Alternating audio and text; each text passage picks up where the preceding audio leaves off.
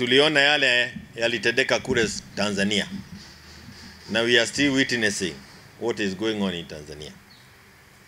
And it is a worrying trend because it looks like it is a thing for us in East Africa. We as a country, Kenya, we look forward to changing that tide. We are going down. Democratically, we are losing it. And it is upon us to set the pace. We have always done it before. Kwa hivyo, IEBC commissioners, please ensure that we don't go down the Tanzanian route. Kidiki alienda kule jana, nilikuwa juzi. Na alifanya vizuri, nilisema jana, alifanya vizuri kwa sababu alisema alienda kwa miamba ya Ruto. Sio kwa miamba yetu. Kwa sababu we really don't think, the Kenyans are not quite happy with what they saw happening in Tanzania. Kwa hivyo, hakutuwakilisha sisi, alimwakilisha nani? Ruto. Kama ingekuwa kitu ambayo tumefurahia, basi hata sisi tungewakilishwa kule. And I hope that he never came back home with any bad habit that he may have learned in Tanzania out of that badly concluded general election in Tanzania. I think the two things that we want to talk about for the benefit of the people in the media is, one is the issue of IEBC. I talked about it yesterday, but I want to talk about it again today and make it clearer. Ya kwamba wazungu ndio walisema you can never teach an old dog new tricks. You can never teach an old dog new tricks. Ni kweli, we have a new commission. But for as long as the secretariat of IEBC is not overhauled, this is going to be a zero-sum game. Marajani has led us, I think, in 2-3 elections. I believe it is time to retire him and bring in new blood. If you want to forget the past, you cannot maintain Marajani, who has a full link with those who messed us in the past. Yeye na secretariat lazima wakubali tuwe na upya ndani ya wale ambao wanafanya kazi kwa IEBC. It is only then that the new commissioners can be able to start a new body and ensure that 2027 it is not anything we have seen in the past. La pili ni kwamba when we were wearing sufuria kwa kichwa, we were actually asking for an audit of IEBC. Having a new commission, the thing we expected to hear was, when are they auditing that IEBC? Tujue, because without an audit, you not know where we went wrong.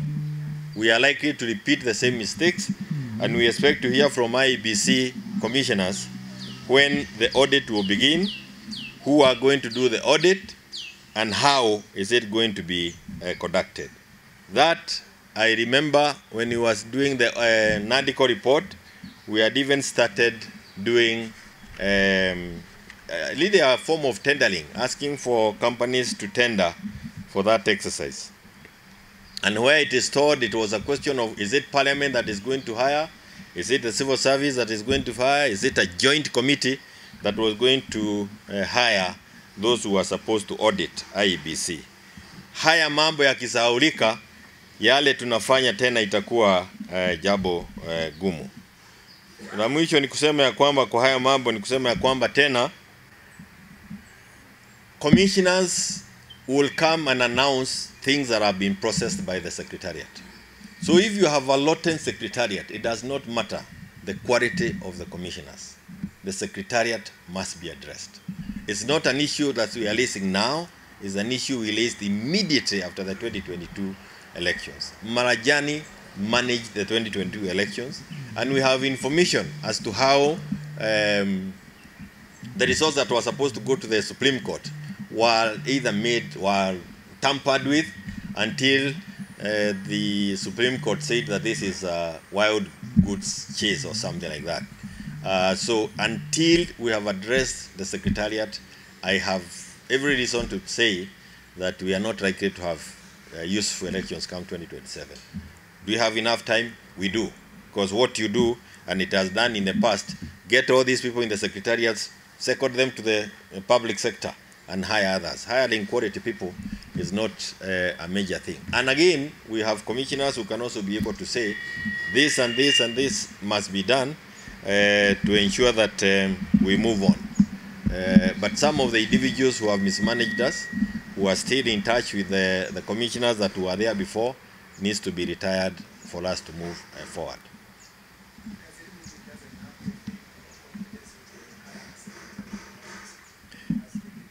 After 2022, we clearly went to the street to say that elections were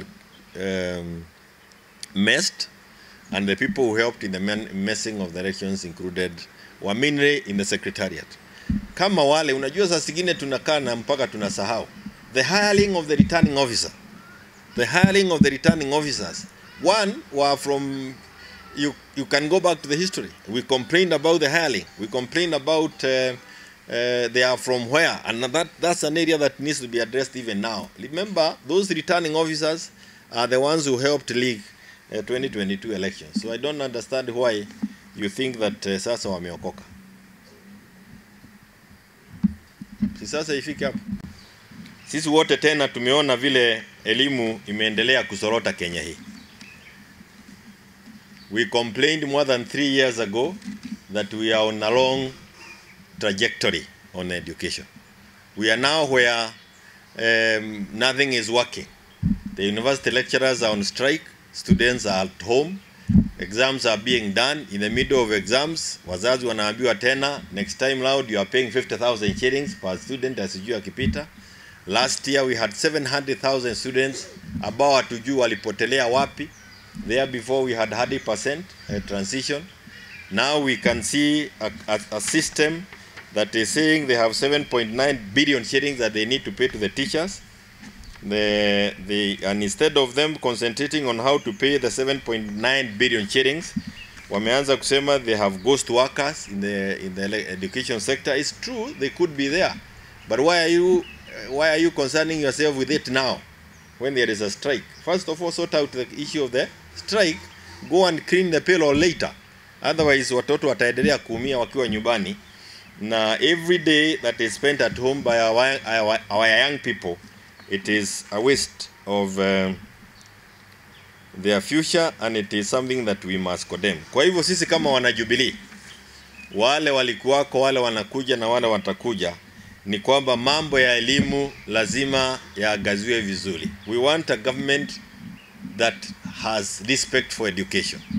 When Jubilee was in power, and when we had even Matiang'i as the Minister for Education, or CS Education, the education sector in this country had respect, not just within the boundary, but even from outside this country. And we need to get it back there.